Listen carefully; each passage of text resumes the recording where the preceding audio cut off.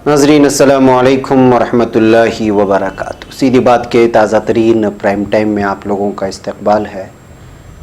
नाज़रीन, मैं अंसार अज़ीज़ नदवी आज के मॉर्निंग प्राइम टाइम में आप लोगों के सामने मौलाना महमूद मदनी के एक वज़ाहती बयान के सिलसिले में तज़किरा करूँगा।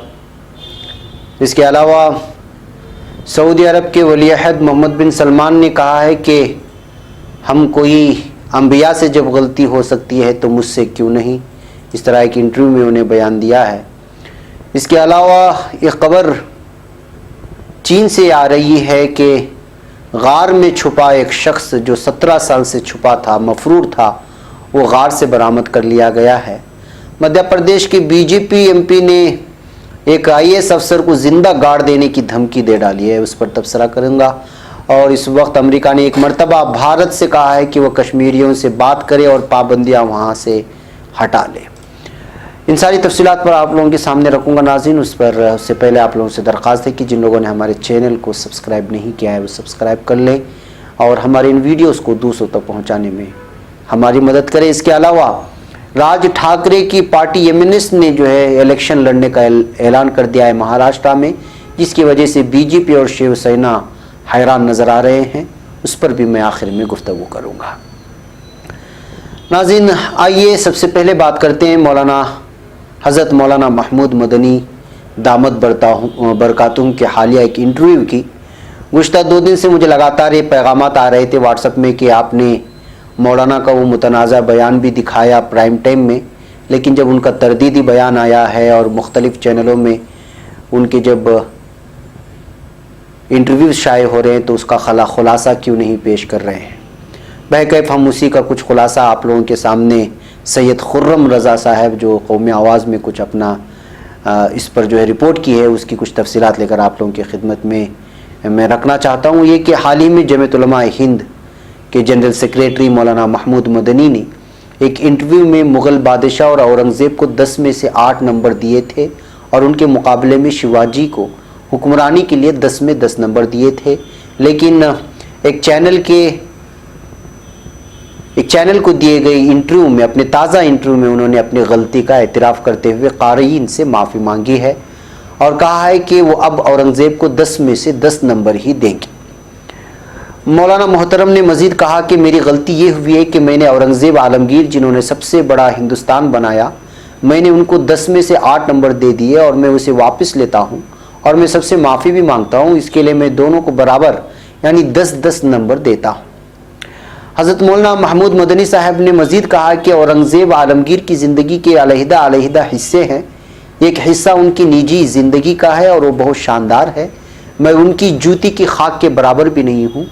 इनकी ज़िंदगी का दूसरा हिस्सा हुक्मरानी का है और हुक्मरानी में उन्होंने ज़्यादातर काम गैर मुस्लिम जर्नेलों से लिया है। इसी तरह मंदिरों को बहुत सारी चीज़ें दी हैं। इसके मुकाबले में शिवाजी महाराज को देखेंगे तो उनके पास भी बहुत सारी ऐसी मिसालें हैं। मिसाल के तौर पर उनकी मईशत देखने वाला शख्स मुसलमान था, उनके असलहा के ज़ख़ीरे को देखने वाला शख्स भी मुसलमान था। तारीख़ में ऐसा बताने की कोशिश की गई है जैसे एक हिंदुओं का दुश्मन है और दूसरा मुसलमानों का दुश्मन। मैं इस ख़याल को अक्सर मुस्तरद करता हूँ और वो दोनों राजा थे।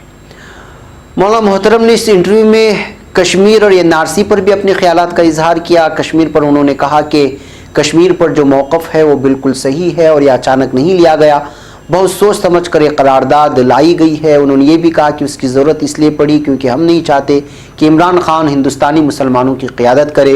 उन्होंने इस बात का भी एतराफ़ किया कि कश्मीरियों को उनके हुकूक मिलने चाहिए, कश्मीरी हैं तो ही कश्मीर है।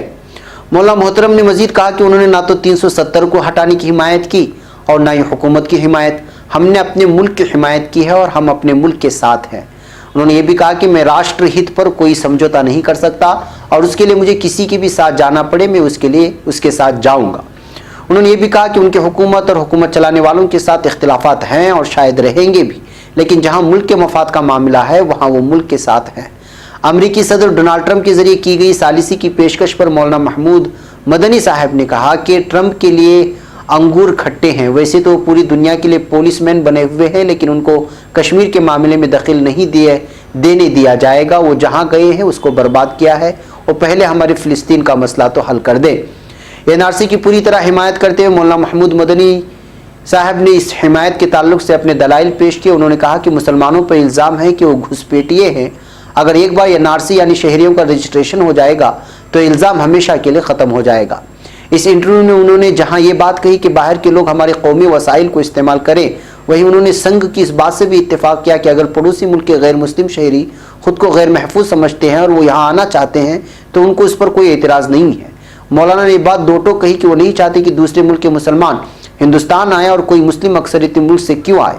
बहरहाल औरंगज़ेब के ताल्लुक से दिए गए ताज़ा बयान से ऐसा महसूस होता है कि मौलाना महमूद मदनी साहब ने आवाम की नाराज़गी को कम करने की कोशिश की है, लेकिन एक तबके की राय ये है कि वो ना तो इतने बड़े हैं कि औरंगज़ेब और शिवाजी को नंबर दें, और उन रहनुमाओं के ताल्लुक से जो उनका इल्म है वो बहुत छोटे मोटे मज़ामीन पढ़ने और सुनी सुनाई बातों की बुनियाद पर है।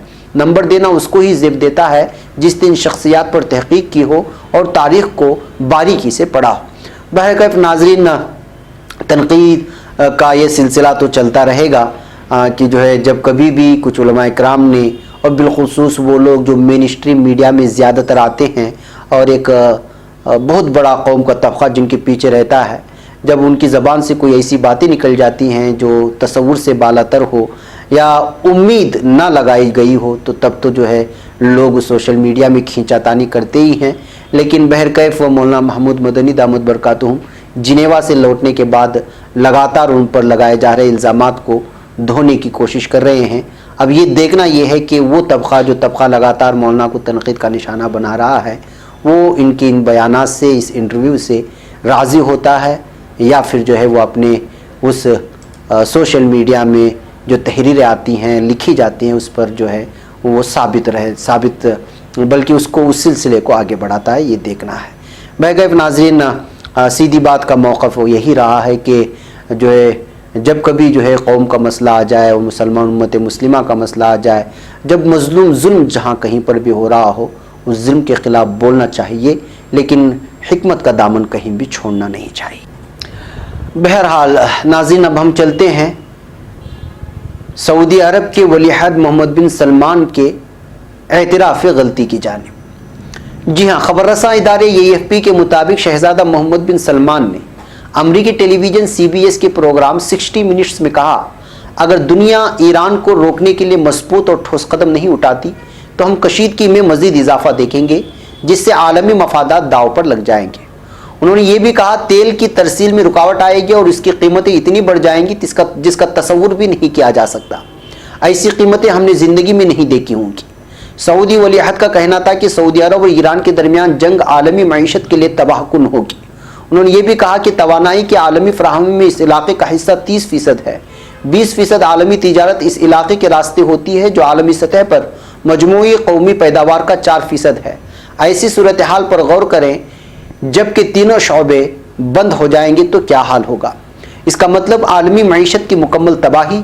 इससे सिर्फ सऊदी अरब या मशरिक़ वस्ता के मुल्क मुतासिर नहीं होंगे, बल्कि पूरा आलम इससे मुतासिर होगा। शहज़ादा मोहम्मद बिन सलमान ने कहा कि तेल की सऊदी तनसीबात पर 14 सितंबर को होने वाला हमला अहमकाना था, जिसका इल्ज़ाम उनका मुल्क और अमेरिका ईरान पर आयद करता है। उन्होंने ये भी कहा कि इन हमलों का कोई स्ट्रेटेजिक मकसद नहीं था। तवानाई को आलमी फराहमी के 5% पर हमला कोई अहमक ही करेगा।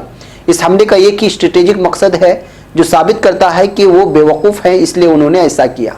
शहज़ादा मोहम्मद बिन सलमान से बराह रास्त सवाल किया गया कि क्या उन्होंने गुज़िश्ता साल अक्टूबर में सहाफ़ी जमाल काशिक़जी के कत्ल और लाश के टुकड़े करने का हुक्म दिया था। जवाब में उन्होंने कहा, बिल्कुल नहीं, ये एक संगीन जुर्म था, लेकिन सऊदी अरब में एक रहनुमा की हैसियत से मैं इसकी मुकम्मल जिम्मेदारी लेता हूँ, ख़ास तौर पर उन हालात में कि ये कत्ल ऐसे अफराद ने किया जो सऊदी हुकूमत के लिए काम कर रहे थे।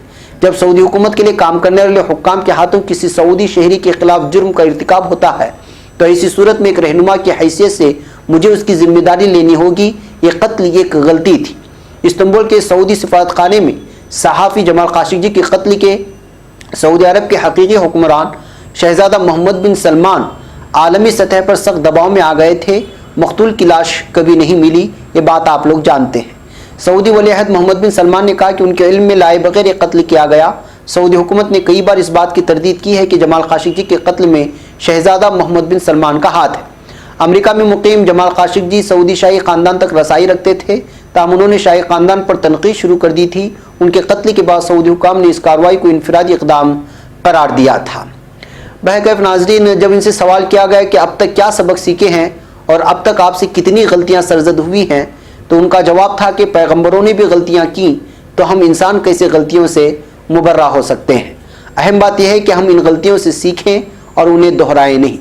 بہرکیف ناظرین، سلمان کا یہ بیان جو ہے بہت زیادہ موضوع بحث بنا تھا انٹرنیشنل میڈیا میں، اور اس درمیان میں انہوں نے جو انبیاء کے غلطیاں کا تذکرہ کیا ہے اس کو لے کر کے ایک مرتبہ پھر سوشل میڈیا میں ایک قسم کا جو ہے ایک تبصرے اور تنقیدیں شروع ہو گئی ہیں کہ کس طرح سے جو ہے شخص انٹرنیشنل میڈیا میں بیٹھ کر کے اپنی غلطی کا اعتراف کر رہا ہے اور پھر اس کو ایک عجیب سی شکل دینے کی کوشش کر رہا ہے۔